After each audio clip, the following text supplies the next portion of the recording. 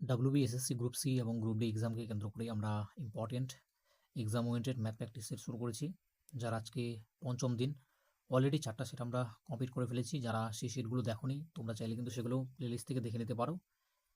তো শুরু করছি আজকের পঞ্চম নাম্বার আমাদের সেট।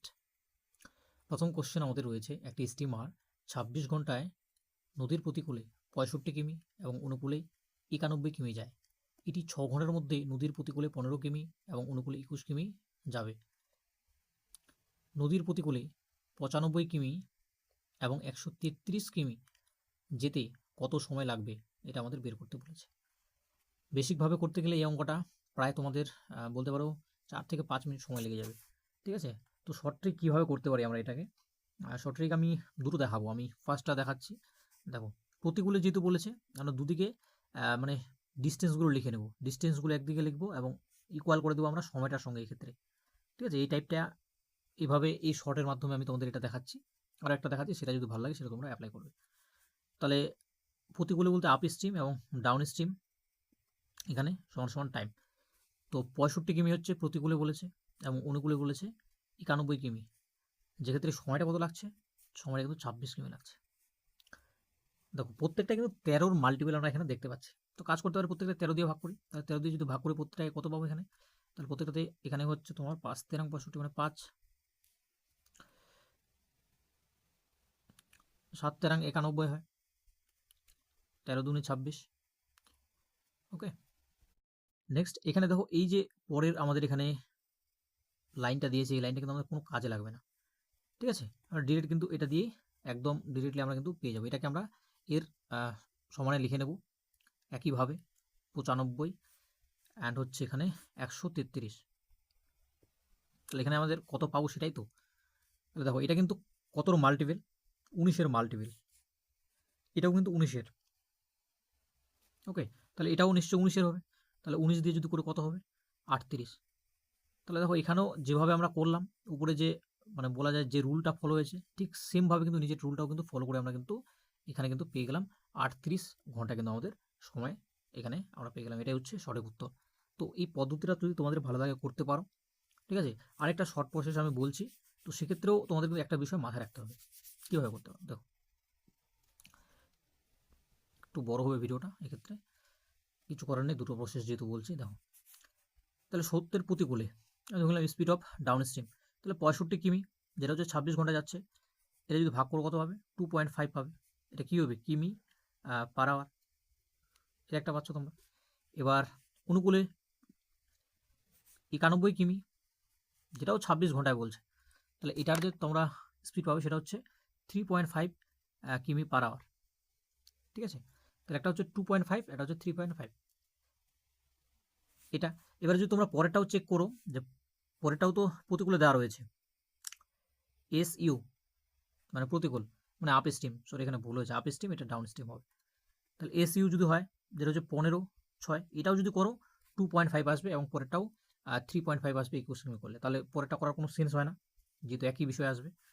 ডিরেক্ট আমরা কি জানি, যে আমরা জানি যে ডিস্টেন্স, সরি সময় সমান সমান কী হয়, সময় সমান আমাদের হচ্ছে ডিস্টেন্স বাই হচ্ছে টাইম। তাহলে এই যে 95 কিমি, এক্ষেত্রে কিন্তু 2.5 যদি দিয়ে ভাগ করি আমরা, তাহলে এটা শূন্যটা উপরে উঠে যাবে। তাহলে এক্ষেত্রে আমাদের কত আসবে, দেখো 38 কিন্তু এখানে আমাদের আসবে। ঠিক আছে, তাহলে ডিরেক্ট কিন্তু আমরা এভাবে কিন্তু উত্তরটা পেয়ে যাবো। এখানে কিন্তু আমাদের আলাদাভাবে কিন্তু এটা আমরা আবার করতে যাবো না, অনুকূলটা। তাহলে অনুকূলে করতে গেলে কিন্তু 38 দুগুণে আমাদের কিন্তু ডবল হয়ে যাবে। ঠিক আছে, তোমাদের এটা মাথায় রাখতে হবে যে শেষে কিন্তু আমরা যে কোনো একটা সলিউশন করবো। এখানে যদি 133টা করতাম তাও হতো, সেক্ষেত্রে 3.5 দিয়ে আমাদের গুণ করতে হতো, কারণ এটা কিন্তু অনুকূলে যেহেতু, কিন্তু এটা করলেও কিন্তু 38 আমাদের আসে সংখ্যাটা। নেক্সট অঙ্ক রয়েছে, 60,000 টাকার বার্ষিক 4% হারে চক্রবৃদ্ধি সুদ 4,896 টাকা হলে সময়কাল কত। তো খুব ইজিলি আমরা এটা করতে পারবো, যেহেতু ভ্যালুগুলো আমাদের কিন্তু কোথাও কিন্তু ফ্র্যাকশন বা মাস হিসাবে কিন্তু নেই, সবগুলো কিন্তু একদম সরলভাবে রয়েছে আমাদের মাসগুলো। তো এক্ষেত্রে আমরা দেখো 60,000 টাকা 2 3, আচ্ছা প্রথম ইয়ারে যদি 4% বের করে আমরা কত আসবে, সরল সুদই যদি বের করি, তাহলে দেখো 60,000-এর 4% কিন্তু তোমার আসবে হচ্ছে 2400 টাকা। ঠিক আছে, আরেকটা ইয়ার যদি নিই আমরা, তাহলে সেক্ষেত্রে 2400। আমরা দেখো দুটো ইয়ার নিলাম, কত পেলাম, 4800 টাকা পেলাম। আমাদের টোটাল সুদ হচ্ছে 4896, তার মানে আর জাস্ট 96 টাকা সুদ হলে আমরা বুঝে যাবো ব্যাপারটা। তাহলে এই 96 মানে 2400-র উপরে আবার যদি 4% হয় তাহলে সেটার ভ্যালু কত? 96 হবে। দাও, অর্থাৎ আমরা দেখতে পাচ্ছি যে দুটো বছরেই কিন্তু আমাদের 4896 টাকার সুদ আসছে। তাহলে উত্তর কত হবে? আমাদের 2 বছর হবে। এক্ষেত্রে যদি আমাদের ভ্যালুটা আরও বড় থাকতো তাহলে আমরা 3 বছরে করে দেখতাম, তাহলে আবার 2400 হতো। এই 2496-এর উপরে আবার সুদ করতো, অর্থাৎ 3 বছরের সুদের উপরে সুদ করতো। তাহলে সেগুলো আমাদের ক্যালকুলেট করতে হয়। সিম্পল ইন্টারেস্টে আমাদের কী হয়? সিম্পল ইন্টারেস্ট যদি 2 বছরে করতো তাহলে এক্ষেত্রে আমাদের 24 হতো। কিন্তু যেহেতু এখানে আবার মানে চক্রবৃদ্ধি সুদ বলা হচ্ছে, তাহলে কম্পাউন্ড ইন্টারেস্ট যেহেতু, তাহলে এই 24-এর উপরেও কিন্তু আবার আমাদের সুদ বেরোবে 4%, যেটা হচ্ছে 96। তো এইভাবে কিন্তু আমরা এটা, যেহেতু সহজ ছিল ভ্যালুগুলো, তো এইভাবে আমরা করতে পারি। একটি নির্দিষ্ট কাজ 48 দিনে শেষ করার জন্য 36 জন শ্রমিক নিয়োগ করা হয়, কিন্তু দেখা যায় 24 দিনে মাত্র 2/5 অংশ কাজ হয়। সময় মতো কাজ শেষ করার জন্য আরও কতজন পুরুষ নিয়োগ করতে হবে? তো এক্ষেত্রে আমরা তাহলে এই যে 36 জন পুরুষ, এরা কত অংশ কাজ করেছে? 24 দিনে 2 অংশ কাজ করেছে। তাহলে 36 জন পুরুষ বা শ্রমিক, তারা 24 দিনে, কাজটা সবসময় নিচে হয়, 2 অংশ কাজ করেছে। তাহলে বাকি আর কত রয়েছে? টোটাল 5 অংশ হয়, তার মধ্যে 2 অংশ করেছে, 3 অংশ বাকি রয়েছে। এই কাজটা সময় মতো শেষ করতে, অর্থাৎ আরও 24 দিন রয়েছে। তাহলে আরও 24 দিন রয়েছে, কতজন পুরুষ আরও এক্সট্রা নিয়োগ করতে হবে? তাহলে 36 জন ছিল, সেক্ষেত্রে আর কতজন আমরা জানি না, সেটা ধরে নিচ্ছি 1 জন। সেটা করতে 24 দিনে করতে হবে, যেহেতু সময় মতো বলেছে। 24 দিন তো অলরেডি তারা খেয়ে নিয়েছে, তাহলে আরও 24 দিনের মধ্যে যেন করে ফেলতে পারে। তো এই হচ্ছে বিষয়, এখানে আমাদের কাটাকুটি করতে হবে। এখন কীভাবে করতে পারি? 24 তো কাটাই যাবে এখানে, আর এখানে কি কাটবে? 18 দিয়ে কাটবে। তাহলে এদিকে হচ্ছে 3 18-তে, দাঁড়াও, 3 18 54, 36 প্লাস এক্স, তার মানে এদিকে সংখ্যাটা আমাদের আসবে হচ্ছে 8 18। তাহলে এক্স সমান সমান 18 পাচ্ছি, অর্থাৎ এক্সট্রা আরও কতজন? 18 জন কিন্তু আমাদের নিয়োগ করতে হবে। এটাই হচ্ছে সঠিক অ্যান্সার। নেক্সট রয়েছে দুটি ট্রেন যথাক্রমে 42 কিমি পার ঘন্টা এবং 34 কিমি পার ঘন্টা গতিবেগে একে অপরের দিকে ছুটছে এবং 54 সেকেন্ডে একে অপরকে অতিক্রম করে। একটি ট্রেনের দৈর্ঘ্য 720 মিটার হলে অপর ট্রেনের দৈর্ঘ্য নির্ণয় করুন। তো এক্ষেত্রে দেখো, একটা ট্রেন হচ্ছে এদিক থেকে আসছে, এদিক থেকে, এবং একটা ট্রেন এদিক থেকে, এবং 54 সেকেন্ড পরে তারা একে অপরকে অতিক্রম করছে। একটা ট্রেনের দৈর্ঘ্য দেওয়া হয়েছে 720, তাহলে অপরটির কত সেটা আমাদের বের করতে হবে। কীভাবে বের করবো? এখানে রিলেটিভ স্পিড কাজ করবে, যেহেতু দুটো বিপরীত দিকে যাচ্ছে, মানে একে অপরের দিকে, তাহলে এক্ষেত্রে আমাদের স্পিডগুলো কী হয়ে যায়? যোগ হয়ে যায়। তাহলে এখানে যোগ যদি করি 4 2 6 এবং 7, ঠিক আছে, 76 আসলো আমাদের এখানে। দেখো প্রত্যেকটা কিন্তু আমাদের মিটার পার সেকেন্ডে রয়েছে, তাহলে একটা কাজ করতে পারি, এটাকেও আমরা মিটার পার সেকেন্ডে নিয়ে আসতে পারি 5/18-তে, তো এটা মিটার পার সেকেন্ড হয়ে গেল। এবং আমাদের যেহেতু এখানে বলে দিয়েছে যে টোটাল ডিস্টেন্স আমরা তাহলে বের করে নিই। টোটাল ডিস্টেন্স কত হচ্ছে? ডিস্টেন্স সমান সমান স্পিড ইন্টু টাইম, এটা হচ্ছে 54 সেকেন্ডে বলেছে। তাহলে 3 18-তে 54, 3 18-তে 54 হয়। এক্ষেত্রে 76 5 3 এটা আমাদের গুণ করতে হবে, অর্থাৎ 76 ইন্টু 15 গুণ যদি আমরা করি তাহলে এক্ষেত্রে আমাদের অ্যান্সার আসবে হচ্ছে 1144 মিটার। ঠিক আছে, এটা অ্যান্সার না। এক্ষেত্রে একটা ট্রেনের দৈর্ঘ্য যেহেতু বলে দিয়েছে 720, তাহলে অপর ট্রেনটি কত হবে? এটা তো দুটোর আমাদের মিলিত ট্রেনের দৈর্ঘ্য, তাহলে এটা জাস্ট মাইনাস করব। 720 যদি আমরা মাইনাস করি এক্ষেত্রে, তাহলে আমরা পেয়ে যাবো এক্ষেত্রে 420, 420, অর্থাৎ 420 কিন্তু আমাদের হয়ে যাবে অপর ট্রেনের দৈর্ঘ্য। নেক্সট, এক্স ওয়াই জেড তিনটি সংখ্যার যোগফল হচ্ছে 100। এক্স ওয়াই এর গড় আবার দেওয়া হয়েছে 40, ওয়াই জেড এর গড় হচ্ছে 50, তাহলে ওয়াই এর মান কত সেটা আমাদের বের করতে হবে। তিনটার যোগফল আবার দিয়েছে x plus y plus z, যেটা হচ্ছে 100। তাহলে এক্স প্লাস ওয়াই এর টোটাল যদি দেখি, এটা তো গড়, তাহলে 80 হবে। নেক্সট হচ্ছে ওয়াই প্লাস জেড যদি দেখি, এটাও গড় দিয়েছে, তাহলে এটা 100 হবে টোটালটা। তাহলে এখানে ওয়াই এর মান আমাদের চেয়েছে, ওয়াই এর মান আমরা কীভাবে বের করবো? দেখো দুটোতেই কিন্তু ওয়াই রয়েছে, ঠিক আছে, দুটোতেই আমরা দেখছি ওয়াই রয়েছে। তাহলে একটা কাজ করতে পারি, আমরা বাদ দিতে পারি। 100 থেকে যদি আমরা 80 বাদ দিই তাহলে কত পাবো? 20 পাবো। 20টা কী হবে? যেহেতু এক্স ওয়াই বাদ দিচ্ছি এই তিনটা থেকে, তাহলে আমরা কী পাবো? আমরা কিন্তু পাবো জেড এর মান। এটা কিন্তু জেড সমান সমান 20, তার মানে আমাদের কী চেয়েছে? ওয়াই এর মান। তাহলে জেড যদি 20 হয়, তাহলে এখানে 20 মাইনাস করবো এটার সঙ্গে, তাহলে কী পাবো? ওয়াই পাবো। তাহলে হচ্ছে 80 কিন্তু এখানে সঠিক অ্যান্সার হয়ে যাবে। নেক্সট, 5935 থেকে কোন ক্ষুদ্রতম সংখ্যা বিয়োগ করলে এটি একটি পূর্ণবর্গ সংখ্যা হবে। তাহলে এক্ষেত্রে আমরা এভাবে করতে পারি, এটা লং টার্ম প্রসেসে দুটো করে ভাগ করে নেব। তাহলে এক্ষেত্রে আমরা 7 দিয়ে দিতে পারি, 8 দিয়ে বেশি হয়ে যাবে আমাদের, 7 7 49। তাহলে 0 1 এবং এরপরে দুটোই আমাদের এখানে চলে আসবে, 7 সাথে আমাদের যোগ হয়ে যাবে। এবং এরপরে আমরা এমন একটা সংখ্যা দিয়ে এখানে গুণ করব যেটা দিয়ে আমরা একদম 1045-এর যেন একদম নিয়ারেস্ট সংখ্যা পাই আমরা। তাহলে সেটা আমরা করতে পারি 7 দিয়ে গুণ করতে পারি। তাহলে 7 দিয়ে যদি করি আমরা কত দাঁড়াবে এখানে আমাদের, 7 দিয়ে করলে কিন্তু আমাদের 1029 পাবো আমরা, 1029। ঠিক আছে, তাহলে 1029 হলে আমাদের কিন্তু এটা একদম মানে বলতে পারি আমরা যে এটা কিন্তু 77-এর বর্গ হবে। অর্থাৎ আমরা এখানে বেশি কত দেখছি, দেখো বেশি কিন্তু 6 দেখছি। তাহলে এই 6 সংখ্যাটা যদি না থাকতো, 6 সংখ্যাটা যদি এখানে মাইনাস করে দিতাম আমরা, তাহলে পুরোপুরিভাবে কিন্তু আমাদের এটা কিন্তু একটা 77-এর বর্গ হতো, মানে পূর্ণবর্গ হতো। তাহলে 6 কিন্তু এখান থেকে আমাদের কিন্তু বাদ দিতে হবে টোটালি। তো 6 হচ্ছে সঠিক অ্যান্সার। নেক্সট, একটি নির্দিষ্ট পরিমাণ মূলধন সুদে আসলে 3 বছরে 500 টাকা, 5 বছরে 200 টাকা হয়, তাহলে সুদের হার কত? দেখো কিছুই না, আমি ধরলাম প্রিন্সিপাল, যেটা সুদে আসলে 3 বছরে কত হয়েছে, 500 হয়েছে, এবং 5 বছরে মানে আরও 2 বছরে যোগ করে আমাদের কত আসছে, সেটা হচ্ছে 600। তাহলে দেখো 2 বছরে লাস্ট আমরা 2 বছরে কি দেখছি, লাস্ট 2 বছরে দেখছি আমরা 100 টাকা বেড়েছে 2 বছর, তাহলে 1 বছরে 50 টাকা বেড়েছে। তাহলে 1 বছরে যদি 50 টাকা বাড়ে, এটা এখানে সরল সুদই হবে, তার কারণ এখানে উল্লেখ যেহেতু নেই আমরা সরল সুদই এটা ধরে নেব এখানে। তো এক্ষেত্রে 50 যেহেতু রয়েছে, তাহলে এখানে সুদ কত রয়েছে আমাদের টোটাল 500-তে, 3 50-এ 150, 3 বছরে 150 টাকা সুদ, কারণ সুদ হচ্ছে সেম থাকে সরল সুদে।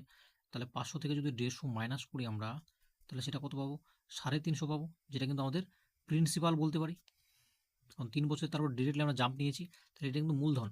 তাহলে সুদের হার কী হয়, তাহলে 1 বছরে সুদ বাই হচ্ছে আসল ইন্টু 100, এটাই হচ্ছে আমাদের মানে রুল সুদের হার বের করার। তাহলে এক্ষেত্রে আমরা জাস্ট কাটাকুটি করবো, 5 7 35, তাহলে 100/7, যেটা আমরা যদি করি আমাদের অ্যান্সার কিন্তু 14/2/7 কিন্তু চলে আসবে এখানে সঠিক অ্যান্সার। নেক্সট আমরা দেখে নেব, যদি একটি বিছানার চাদরের ধার্য মূল্য তার ক্রয় মূল্যের চেয়ে 35% বেশি হয় এবং এর উপর 20% ছাড় ঘোষণা করা হয়, তাহলে লাভের শতাংশ কত? তো কিছুই না, অঙ্কটা একটু ক্যালকুলেটিভ হতে পারে। দেখো সিপি এমপি মানে মার্ক প্রাইস অ্যান্ড হচ্ছে সেলিং প্রাইস। দেখো ক্রয় মূল্যের চেয়ে 35% বেশি ধার্য মূল্য, তাহলে ক্রয় মূল্য যদি 100 টাকা হয়, তাহলে ধার্য মূল্য কত হচ্ছে, নিশ্চয়ই 135 হয়ে যাবে। এবার ছাড় বলছে 20% করা হলো দ্রব্যটির উপরে, তো 20% ছাড় করা হলো দ্রব্যটির উপরে। আমি বারংবার বলেছি যে ছাড় সবসময় কিসের উপরে দেওয়া হয়, মার্ক প্রাইসের উপরে। তাহলে এর 20% কত হবে, 13 দুগুণে 26 অ্যান্ড হচ্ছে একে হচ্ছে 27। তোমরা ক্যালকুলেট করবে, 20% ছাড় দিলে কিন্তু এখানে -27 হয়ে যাবে, 27 হয়ে যাবে। তাহলে এখানে কত হবে, 8 হবে, এখানে 0 1, ঠিক আছে, 108। তার মানে কত, 8% কিন্তু ছাড় দিচ্ছি আমরা, মানে 8 ইউনিট বলতে পারি, কত 100-এ ইন্টু 100%, অর্থাৎ 8 হয়ে যাবে কিন্তু আমাদের এখানে লাভ, 8%-ই কিন্তু লাভ, 100-র উপরে 8% মানে 8ই হবে ওটা। নেক্সট, পাইপ এ 6 ঘন্টায় এবং পাইপ বি 8 ঘন্টার মধ্যে একটি খালি ট্যাঙ্ক পূরণ করতে পারে। উভয় পাইপ একই সঙ্গে খোলা হয় একই সময়ে। পাইপ এ 2 ঘন্টা পরে বন্ধ করে দেওয়া হলো, তবে অবশিষ্ট ট্যাঙ্কটি পূরণ করতে বি কতক্ষণে, মানে কতক্ষণ সময় লাগবে অবশিষ্ট ট্যাঙ্কটি পূরণ করতে? তাহলে এ করতে পারে 6 ঘন্টা, বি করতে পারে 8 ঘন্টা। তাহলে একটা এলসিএম যদি নিয়ে দেয়, 48 নিয়ে নিলাম আমি, কোনো অসুবিধা নেই এখানে। দেখো তাহলে 8 হবে 6 হবে। তাহলে বলেছে উভয় পাইপ একই সময়ে খোলা হচ্ছে, একটা সময়, এবং 2 ঘন্টা পরে এ বন্ধ করে দেয়, 2 ঘন্টা তো একসাথে করেছে, তাহলে 8 6 14 ইউনিট তাদের মানে একসাথে তারা করতে পারে। 2 ঘন্টায় কতক্ষণ করবে তারা, মানে কত ইউনিট করবে টোটাল, 28 ইউনিট। তো এটা যদি বিয়োগ করে কত পাবো বাকি আমরা, বাকি কাজ কত থাকবে, 0 2, 20 ইউনিট কাজ কিন্তু বাকি থাকছে। তাহলে বি এটা করতে কতক্ষণ সময় নেবে, তাহলে বি এর আমরা ইউনিটে দিচ্ছি 6 হচ্ছে তার হচ্ছে এফিসিয়েন্সি, তাহলে এটা করতে কতক্ষণ সময় নেবে, 2 3 6, 2 10 20, তাহলে আমাদের কিন্তু এটা হয়ে যাবে সঠিক অ্যান্সার। 3 প্রতিমা এবং দীক্ষা যথাক্রমে 10 ঘন্টা এবং 15 ঘন্টার মধ্যে একটি টাইপিং কাজ সম্পন্ন করতে পারে। 4 ঘন্টা একা টাইপ করার পর প্রতিমা কাজ ছেড়ে দেয়। কত ঘন্টার মধ্যে দীক্ষা অবশিষ্ট কাজটি সম্পন্ন করবে? তো প্রতিমা হচ্ছে 10 ঘন্টায় করতে পারে এবং দীক্ষা বলছে 15 ঘন্টায়। তো এদের এলসিএম আমরা নিয়ে নেবো এখানে, যেটা আমরা 150 ধরে নিচ্ছি। তাহলে এর ইফিসিয়েন্সি 15 অ্যান্ড এর হচ্ছে 10। তাহলে 4 ঘন্টা প্রতিমা কাজ করেছে। প্রতিমা মানে তার ইফিসিয়েন্সি কত? 15। তাহলে 4 দিয়ে যদি গুণ করে আমরা কত হবে? 60 ইউনিট কিন্তু কাজ করে ফেলেছে। বাকি আর কত কাজ রয়েছে? তাহলে বাকি কিন্তু আর 90 ইউনিট রয়েছে। তাহলে এই কাজটাই বলছে দীক্ষা কতক্ষণে করবে। তাহলে দীক্ষার এফিসিয়েন্সি কত? 10 ইউনিট করে ও করতে পারে একদিনে। তাহলে এটা করতে কতক্ষণ টাইম লাগবে? ওর 9 ঘন্টা সময় লাগবে। নেক্সট, 70 কিমি পার ঘন্টা বেগে গতিশীল একটি ট্রেন একই দিকে 34 কিমি পার ঘন্টা গতিবেগে গতিশীল অপর একটি ট্রেনকে 25 সেকেন্ডে অতিক্রম করে উভয় ট্রেনের সম্মিলিত মোট দৈর্ঘ্য কত মিটার? তাহলে একই দিকে যাচ্ছে, তাহলে একই দিকে গেলে রিলেটিভ স্পিড আমাদের এখানে কী হবে? এক্ষেত্রে কিন্তু মাইনাস হবে। ঠিক আছে, তাহলে একটা 70 কিমি, একটা হচ্ছে 34 কিমি। তাহলে এদের রিলেটিভ স্পিড আমরা যদি বের করি তাহলে কত আসবে? 6 4 3 7 মানে 36 কিমি পার আওয়ার। দেখো সবগুলো কিন্তু মিটার আর সেকেন্ডে রয়েছে। তাহলে একটা কাজ করতে পারি, 5/18 দিয়ে গুণ করতে পারি এটাকে। তাহলে চলে আসবে কি এটা? এটাও আমাদের মিটার পার সেকেন্ডে চলে আসবে। এবং আমাদের এখানে দৈর্ঘ্য বলেছে, তাহলে দৈর্ঘ্য আমরা টোটাল রিলেটিভ স্পিড করলে আমরা দৈর্ঘ্যটাও আমরা দুটো ট্রেনেরই পাবো। এটা হচ্ছে 25 সেকেন্ডে। তাহলে 18 দুগুণে 36, তাহলে কত হবে এটার যদি গুণ করি? 2 5 10 ইন্টু 25, 250 মিটার কিন্তু ওভার দৈর্ঘ্য হবে। নেক্সট রয়েছে রাম 20% লাভে মোহনের কাছে একটি সুটকেস বিক্রি করে মোহন আবার এটি কী করছে? শ্যামের কাছে 40% লাভে বিক্রি করছে। শ্যাম যদি 1430 টাকা প্রদান করে তাহলে রাম এটি যে দামে কিনেছিলেন। তাহলে আমরা রাম ধরে নিলাম এই টাকা দিয়ে কিনেছে এবং সেইটাকে কী করছে? 20% লাভে বিক্রি করছে, অর্থাৎ 120-তে বিক্রি করছে। এবং এই সুটকেসটাই আবার যখন মোহন বিক্রি করছে শ্যামের কাছে, সে কী করছে? 40% লাভে বিক্রি করছে, অর্থাৎ 140%-এ বিক্রি করছে। যেটা হচ্ছে বলছে শ্যাম যদি 1430 টাকা প্রদান করি, তাহলে এই মূল্যটাই হচ্ছে 1430। তাহলে কাটাকুটি এখানে করবো, তাহলে আমরা পেয়ে যাবো ভ্যালুটা। তাহলে এটা 0 কাটা যাবে এখানে। এখানে 4 3 12, 4 25 100, 2 দিয়ে যদি গুণ করি 7 2 গুণে 14, তারপরে হচ্ছে এখানেও 7 2 গুণে 14, 15 গুণে 30। ঠিক আছে, তাহলে এখানে আমরা কী পাচ্ছি? এ সমান সমান 715 ইন্টু 25 21। তো এটা যদি ক্যালকুলেট তোমরা করো এটা দশমিকে আসবে, যেটা আসবে 451 পয়েন্ট বা 0.19 টাকা। তো এটা হচ্ছে সঠিক অ্যান্সার। নেক্সট, 2000 টাকায় একটি পণ্য বিক্রি করে যে শতাংশ লাভ অর্জিত হয়েছে তা একই পণ্যটি 1200 টাকায় বিক্রি করে অর্জিত ক্ষতির শতাংশের সমান। তো যখন এরকম অঙ্ক থাকবে তো সেক্ষেত্রে আমাদের যে ক্রয় মূল্য সেটা আগে বের করতে হবে। ক্রয় মূল্যটা কীভাবে বের করবো আমি বলে দিচ্ছি। এই যে টাকায় লাভ করছে সে টাকায় আবার বিক্রি করে আবার তার সেই অর্জিত ক্ষতির শতাংশের সমান হচ্ছে। 2000 টাকায় বিক্রি করে যে লাভটা হচ্ছে সেই লাভটা 1200 টাকায় যদি আমরা বিক্রি করি সেই অর্জিত ক্ষতির শতাংশের সমান হচ্ছে। তাহলে এক্ষেত্রে ক্রয় মূল্যটা বের করতে হবে। ক্রয় মূল্য বের করলে আমরা তার 20% লাভে যে বিক্রি করলে কত মূল্য হবে সেটা আমরা পেয়ে যাবো। তাহলে ক্রয় মূল্যটা কীভাবে বের করবো? দুটোর যোগফল করে আমরা 2 দিয়ে ভাগ করবো জাস্ট। ঠিক আছে, শর্টকাট। তো 3200 2 দিয়ে যদি ভাগ করি আমরা কত হবে? 1600 হয়ে যাবে। তাহলে 20% লাভ পাওয়ার জন্য সেই মূল্যটি কত মূল্যে বিক্রি করতে হবে? তাহলে 20% মানে কি 120-তে বিক্রি করতে হবে ইন্টু 100। ঠিক আছে, তাহলে কত হবে? 6 বারং 72-এর 2, হাতে থাকবে 7, 12 কে 12, 12 7 19, তার মানে 1920 টাকাতে কিন্তু বিক্রি করতে হবে। নেক্সট, কোনো সংখ্যাকে 15, 20 বা 35 দিয়ে ভাগ করলে প্রতি ক্ষেত্রে ভাগশেষ থাকে 8, এমন ক্ষুদ্রতম সংখ্যাটি কত? তার ক্ষুদ্রতম সংখ্যাটি বের করতে হবে, যেটা আমরা 15, 20, 35 দিয়ে যদি ভাগ করি প্রতি ক্ষেত্রে ভাগশেষ কি থাকবে? 8ই থাকবে। তাহলে একটা কাজ করতে পারি, ভাগশেষ থাকবেই না এমনটা করে নিতে পারি আমরা। তাহলে মাইনাস করতে পারি 8 8 করে। তাহলে যেগুলো সংখ্যা তারপরে এগুলো যদি আমরা করি তাহলে সেক্ষেত্রে সেটা কাটা যাবে প্রত্যেকটা থেকে, কোনো ভাগশেষ থাকবে না। তাহলে এটা যদি 8 বাদ দিই আমরা কত হয়? 8 বাদ দিলে 419 হবে এটা। এটা যদি 8 বাদ দিই তার মানে 420, আর এটাতে যদি 8 বাদ দিই এটা দাঁড়াবে কত? 435। এটা যদি 8 বাদ দিই তার মানে হচ্ছে 455। ঠিক আছে, তাহলে এই যে সংখ্যাগুলো বেরোলো এগুলো তাহলে এই যে সংখ্যাগুলো 15, 20 এবং 35 দ্বারা ভাগ যেতে হবে পুরোপুরিভাবে। ঠিক আছে, পুরোপুরিভাবে যেতে হবে। 15 দিয়ে ভাগ যাওয়ার অর্থ মানে কি? 3 দিয়েও যাবে, 5 দিয়েও যাবে। তাহলে দেখো 5 দিয়ে এটা যায় না, তার মানে এটা তো হবে না আমাদের। 5 দিয়ে 3টাই যায়। 3 দিয়ে কি যায়? 3, 4 2 6, 3 দিয়েও যায়। 5 3 8, 8 4 12, এটাও 3 দিয়ে যায়। 5 5 10, 10 4 14, এটা যায় না। তার মানে এই দুটো থেকেই আমাদের এখন বের করতে হবে। তাহলে দেখো এই দুটো কিন্তু 3 দিয়েও যায় অ্যান্ড হচ্ছে 5 দিয়েও যায়। তাহলে আমরা অন্যভাবে দেখব, 5 দিয়েও যেতে হবে আবার 7 দিয়েও যেতে হবে। 5 7 35, তাহলে 20 দিয়ে দেখি। 20 দিয়ে আমাদের সবথেকে ভালো, 20 দিয়ে দেখো এটা যায়, কিন্তু এটা 20 দিয়ে যায় না, তার মানে এটা হবে না। তাহলে আমাদের এটা হবে 428 সঠিক উত্তর। ঠিক আছে, এইভাবে কিন্তু অপশন টেস্টের মাধ্যমে খুব সহজে কিন্তু আমরা করতে পারি। তো খুব একটা সময় লাগবে না, আমি করছি বলে এখানে অনেকটা সময় লাগছে, তোমাদের বোঝাচ্ছি বলে। তোমরা এটা যখন নিজেরা অ্যাপ্লাই করবে খুব সহজে কিন্তু এটা হয়ে যাবে। নেক্সট অঙ্ক, দুটি ধনাত্মক সংখ্যা লসাগু এবং লসাগু যথাক্রমে 4 এবং 80, সংখ্যা দুটি একটি অন্যটির চেয়ে 4 বেশি হলে ছোট সংখ্যাটি নির্ণয় করো। দেখো আমরা জানি না তো অন্য সংখ্যাটি কত, তাহলে একটা সংখ্যা x যদি হয় তাহলে অপর সংখ্যাটি হচ্ছে x+4 হবে। দেখো এখানে কিন্তু ছোট সংখ্যা বলেছে, তাহলে ছোট সংখ্যাটা নিশ্চয়ই কিন্তু এক্সটাই হবে, ঠিক আছে। x+4 করলে তো সেটা বড় সংখ্যা হয়ে যাবে, তাহলে এক্সটা কিন্তু আমাদের ছোট সংখ্যা। তাহলে আমরা কিন্তু এটা কীভাবে করতে পারি, তাহলে যেভাবে বলেছে আমরা জানি যে দুটি সংখ্যার গুণফল সমান সমান হলে কিন্তু লসাগু ইন্টু গসাগু হয়। তাহলে দুটো সংখ্যা আমরা পেয়ে গেছি, এটা একটা and এটা একটা, তাহলে এদের গুণফল করে দিই আমরা। এদের যদি গুণফল করি আমরা কী হবে, x² প্লাস হচ্ছে 4x হবে, এটা সমান সমান 4 × 80। তাহলে এখানে হচ্ছে, আচ্ছা এখানে x² থাক 4x and এটা হচ্ছে 320। তাহলে এমন একটা সংখ্যা আমরা এখানে পুট করতে পারি x এর মান, তাহলে x এর মান যদি পুট করি এমনভাবে আমরা এখানে যেন 320 আসে, অপশন টেস্টের মাধ্যমে এটা আমরা করতে পারি এখানে, ঠিক আছে। 20 দিয়ে যদি করি, দেখো 20 দিয়ে করলে 20 এখানে 400 হয়ে যায়, এমনি বেশি হয়েছে, তার মানে এটা তো 20 হবে না। তাহলে 20 যদি না হয় তাহলে 32 তো হবে না কখনো, ঠিক আছে, 32 হবে না। তো আমরা 12 দিয়ে দেখি, 12 স্কোয়ার কত হয়, 144 হয়, প্লাস 4 × 8 40, তার মানে 8 × 4 = 12, 2 4 × 8 9, এটাও হবে না, ঠিক আছে। ইউনিট ডিজিট থেকে বুঝতে পারছি, তার মানে আমাদের 12ও হচ্ছে না, তার মানে 16টাই আমাদের এখানে সঠিক অ্যান্সার হবে, ঠিক আছে, 16ই অ্যান্সার হবে। এই ছিল টোটাল 15টা কোশ্চেনের সলিউশন। আশা করছি তোমাদের ভিডিওটি ভালো লেগেছে। ভালো যদি লাগে অবশ্যই তোমরা কী করবে, লাইক করবে, শেয়ার করবে এবং অবশ্যই তোমাদের কোনো কমেন্ট থাকলে অবশ্যই তোমরা শেয়ার করবে। থ্যাংক ইউ সকলকে।